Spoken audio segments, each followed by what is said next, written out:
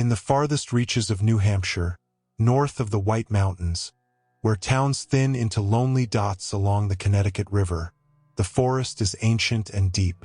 This is Coös County, where the borders blur with Maine and Quebec. Here, the wilderness is watchful. It's been said, when the light fades and the last trucks have passed down Route 3, something else moves among the trees. This thing is tall, silent, and impossibly fast. It's a shape that can vanish by pressing itself flat against a tree. The locals call it the Wood Devil. To outsiders, northern New Hampshire looks quiet. Just serene lakes, iron bridges, and small logging towns where snowmobiles idle outside diners. But to those who grew up here, the woods have a reputation that's harder to pin down. The residents know there's something in there. There are stories of the Wood Devil throughout these valleys. Some are told around campfires, some at hunting cabins, and some, the old-timers say, were passed down from the days of the lumber camps, when men felled spruce by hand and drank hard to forget what they'd seen. There is no single origin or tidy myth. The legend seems to have taken root sometime in the 1930s, when northern loggers spoke of something stalking them in the dark. A tall, narrow creature that can slip between the trees like smoke. It is said to be 7 to 9 feet tall, covered in gray-brown hair, and thin for its height. It's often said to have a longish, horse-like head.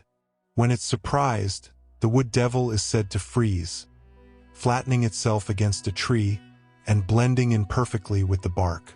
If you look away even for a second, it's gone. The first detailed account dates to 1942. The story comes down through retellings, told by hunters, swapped at bars, and later posted to early internet forums. According to the tale, a trapper working the woods north of Lancaster claimed to have fired on a tall gray figure that stepped out onto a logging road. He'd mistaken it for a man until it turned its head, and the movement, he said, wasn't human. The thing moved too smoothly and too silently.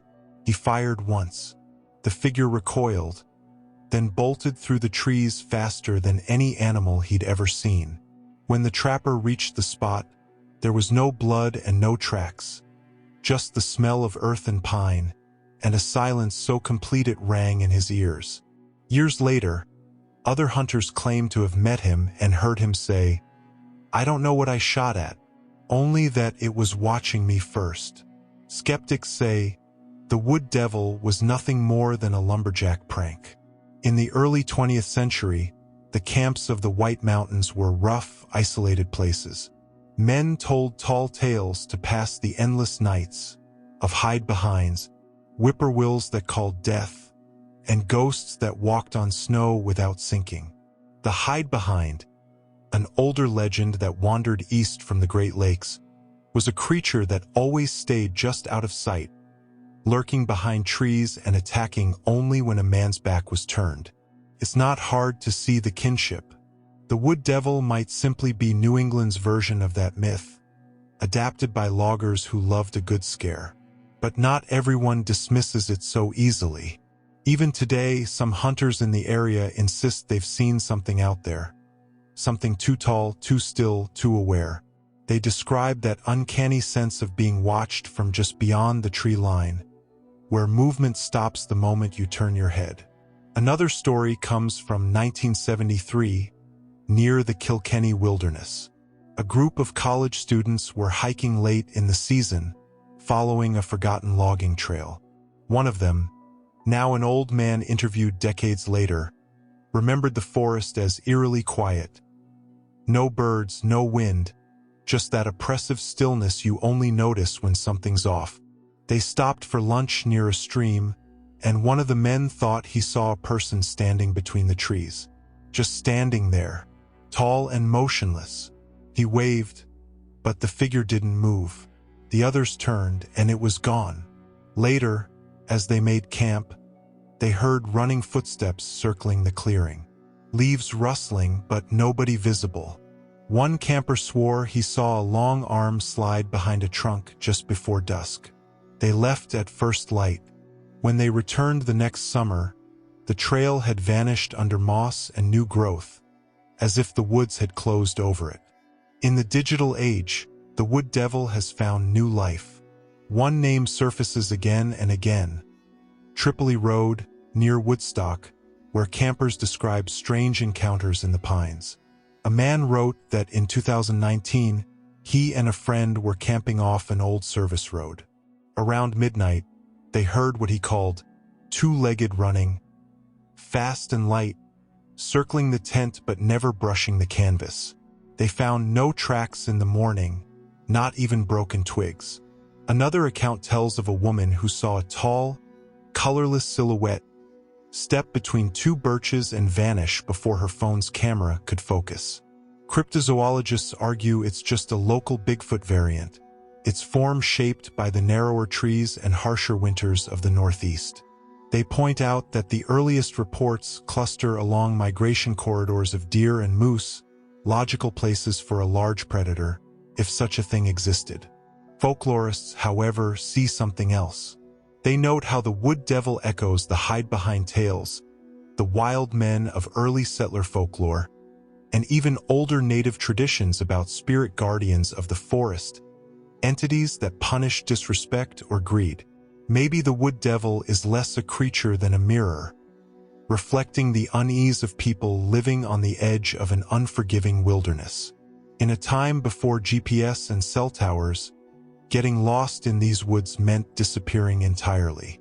The stories reminded men to keep together, to keep alert, to respect the silence. What's striking is how consistent the geography is. Almost every account falls within a narrow corridor, from Lancaster and Berlin east to the Maine border, and south toward the White Mountain National Forest. These are dense, old-growth tracks where the canopy blots out light. The mountains fold in, and the cell signal dies within minutes. Even today, rescue crews lose radio contact here. Locals will tell you the woods have moods. Some days the air feels watchful, almost sentient. Hunters describe hearing nothing, not even their own footsteps, as though the forest is holding its breath. It's easy, in that silence, to imagine a pair of eyes just beyond the veil of branches. Scientists, of course, dismiss it. No physical evidence has ever been produced. No tracks, scat, hair, or photographs that withstand scrutiny. Wildlife biologists suggest misidentifications: moose seen in poor light, tall shadows warped by wind, or even bears standing upright. Infrasound and the phenomenon of auditory pareidolia can make forest sounds seem like footsteps or whispers. And yet, the absence of proof doesn't dissolve the feeling people describe. That sudden paralysis of awe, that certainty that something immense just moved behind you. It's an ancient sensation, wired into us by millennia of watching for predators in the dark. The wood devil, in that sense, may be our own biology telling stories to itself. A retired forest ranger in Pittsburgh, a man who'd spent 40 years patrolling those borderlands, was asked about the wood devil. He smiled. "Oh, I've heard the stories," he said. "Never saw anything myself. But you talk to the old loggers, they'll swear by it. Usually after dark, with a beer." Then, after a pause, he added, "Funny thing though, I've heard noises out there that didn't fit anything I know.